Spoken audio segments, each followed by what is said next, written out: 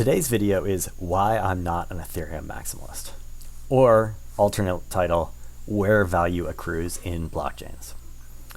So first of all, let's define what a maximalist is. Historically, the definition was someone who thought that Bitcoin was the only chain that had any right to exist and that all other chains were scams. Now, I would say that there is a kernel of truth there, which is that before Ethereum, so from 2009 until Ethereum, most of the things in blockchain were of very low quality, and very few of them have survived until now. And of those that do, frankly, they probably don't deserve to. It's legacy tech without very many users or uses. And it is probably going to be relegated to the trash can of history. And they're all meme coins, right? Like, they have no value aside from this, a meme. Frankly, like Bitcoin's meme is that it is digital gold. Now, let's talk about our mental model for where value will accrue among blockchains. So not the app layer, but just the base chains, the blockchain in and of itself. So I would say that most people fall into one of four camps. So maximalists believe that one chain will essentially accrue 100% or very close to it of all value in the space. And I'd say that's just crazy. It ignores empirical reality, which is that, every day there are more things and, they have more value. And, in this last bear market, of course, the Bitcoin dominance did spike up, higher than it had been in a long time for, since 2017. But I think that's probably the end of that. The second camp is that one chain accrues 80% of value. A third camp is, say, two chains accrue most of value. And an example there might be someone like Andreas Antonopoulos, who focuses all his energy on Bitcoin and Ethereum. I don't know that he actually believes that, but he does seem to focus all of his energy on Bitcoin and Ethereum. And then there's like a true multi-chain world where there's many chains accruing lots of value. I don't think a multi-chain world is likely. If you are we going to have one database that has most of the value, or are we going to have like 18 databases and they all like interact with each other? That sounds clunky, and that doesn't sound to me like a world that wins.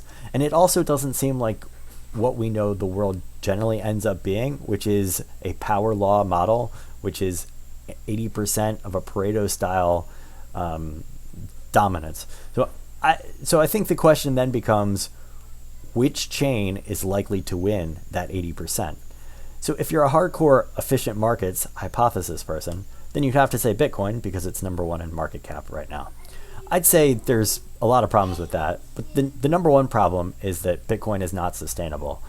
For example, we know that as the block rewards decline for mining, the transaction fees need to increase. But if transaction fees increase and block rewards are decreasing, then the chain becomes unstable, which is not really compatible with being digital gold, right? And we even saw an example of this a year ago before the recent halving, where Binance got hacked and CZ talked to a bunch of miners about rolling back the chain. Now, ultimately, they didn't decide to do it, but frankly, they considered it, because if he had double signed the transaction, he could have sent all of the stolen Bitcoin to the mining pools, and then it would have gone to them instead of the thief.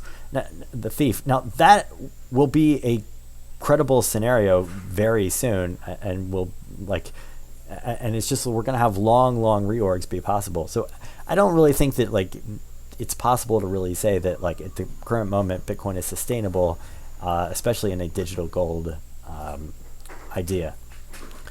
So I'm in the one chain accrues 80% of all value, and I think what should you think of? You should think of Ethereum is probably 80% likely to win that.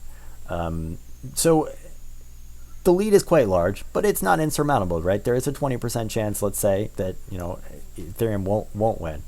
Current gas prices on Ethereum, for example, are rough, and they mean that some use cases will move to other chains.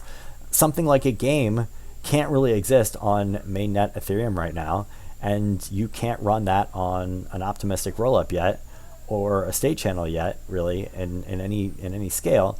So you basically have to move to XDAI, as use that as a stopgap, a sort of centralized-ish,